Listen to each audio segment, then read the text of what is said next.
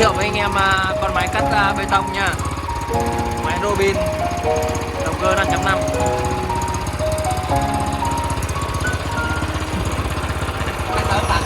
Cắt thử, cắt luôn á.